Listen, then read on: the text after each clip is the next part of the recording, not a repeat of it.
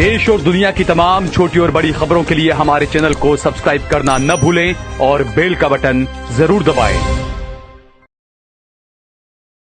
नमस्कार दोस्तों, स्वागत है आपका देश लाइव में और आपके साथ मैं हूं आशिमा त्यागी। दोस्तों, अगर कानून सच में अंधा होता है तो अदालत की सीढ़ियों पर खड़े जो लोग हैं वो अपनी पहचान छिपाकर नहीं आते। लेकिन आज का सवाल यही है, क्या भारत में न्याय अब भी बराबरी से बंटता है या फिर सत्ता की छाया में कुछ नाम सुरक्षित हो चुके हैं?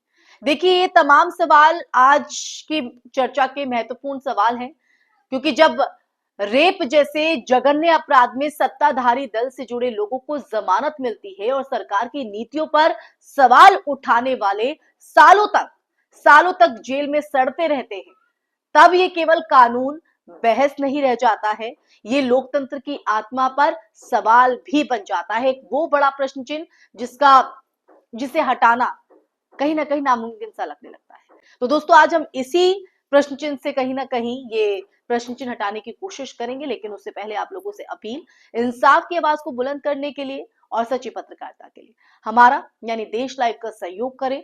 साथ ही डिस्क्रिप्शन में दिए गए लिंक को ओपन कर ज्वाइन बटन दबाकर आप हमसे यानी देश लाइव से सीधा जुड़ सकते हैं।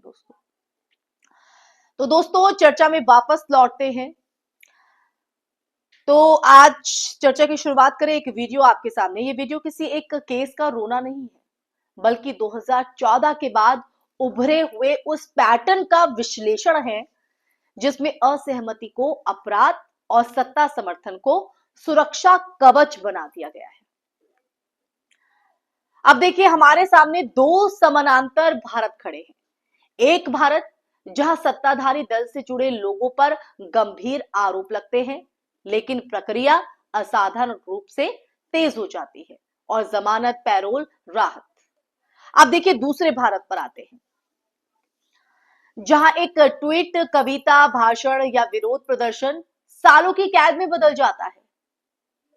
अब ऐसे में सवाल उठता है कि अदालतें क्या फैसला दे रही हैं? सवाल नहीं है, सवाल यह है कि किन मामलों में संवैधानिक उदारता दिखाई जाती है और किन में राष्ट्र विरोध का ठप्पा लगाकर प्रक्रिया को सजा बना दिया जाता है।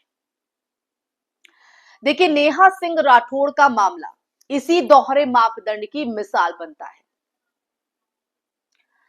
दरअसल उन्होंने प्रधानमंत्री पर टिप्पणी की, कोई हिंसा नहीं, कोई साजिश नहीं, फिर भी अग्रिम जमानत खारिज हो गई।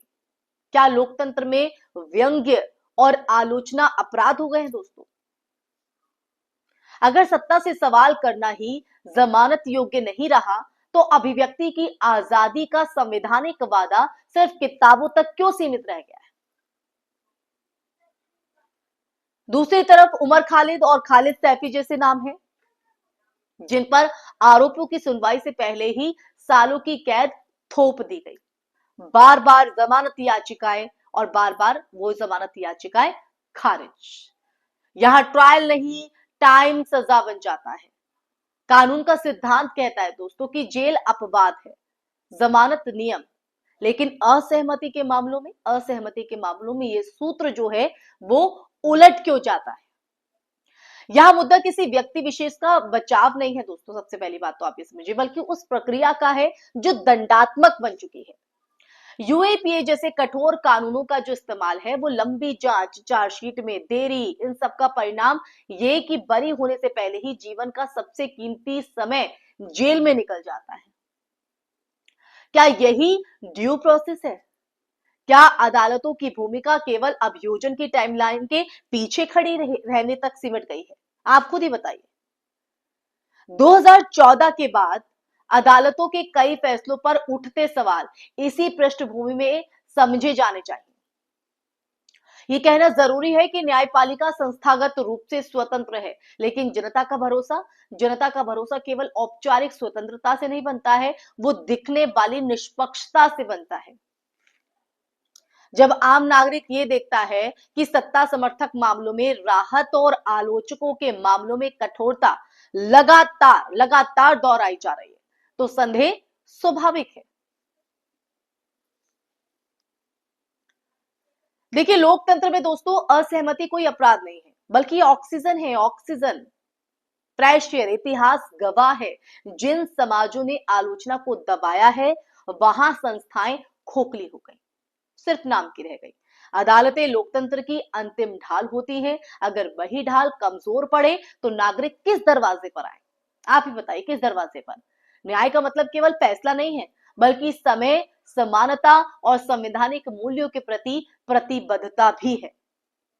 और देखिए, ये भी याद रखना चाहिए कि कानून की कठोरता का जो सबसे बड़ा असर है वो हाशिए पर पड़े नागरिकों पर पड़ता है, जिनके पास महंगे वकील, मीडिया पहुंच या राजनीतिक संरक्षण नहीं होता है।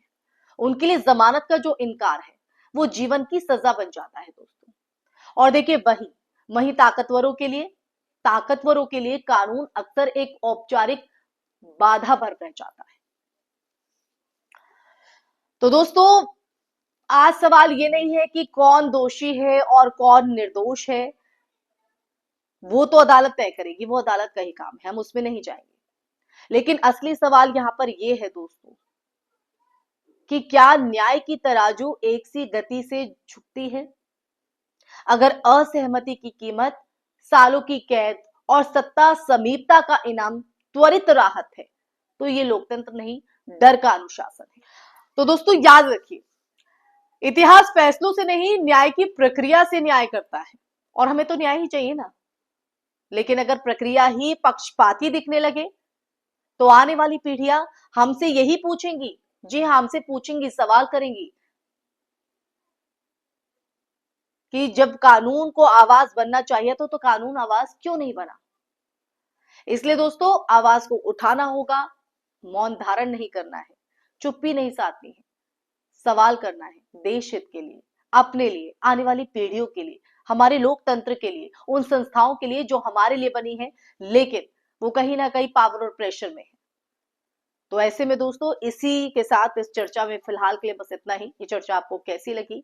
इस चर्चा को सुनने के बाद आपके मन में क्या विचार है, या आप इसका समाधान किस तरह से देखते हैं, या फिर ये जो परिस्थितियां इस बीच जो तमाम मैंने मामले रखे हैं उनको लेकर आपका नजरिया क्या कहता है?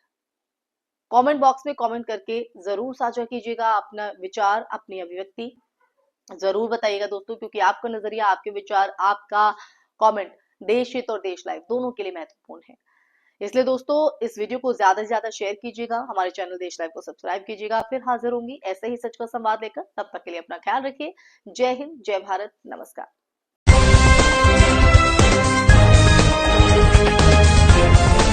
देश और दुनिया की तमाम छोटी और बड़ी खबरों के लिए हमारे चैनल को सब्सक्राइब करना न भूलें और बेल का बटन जरूर दबाएं।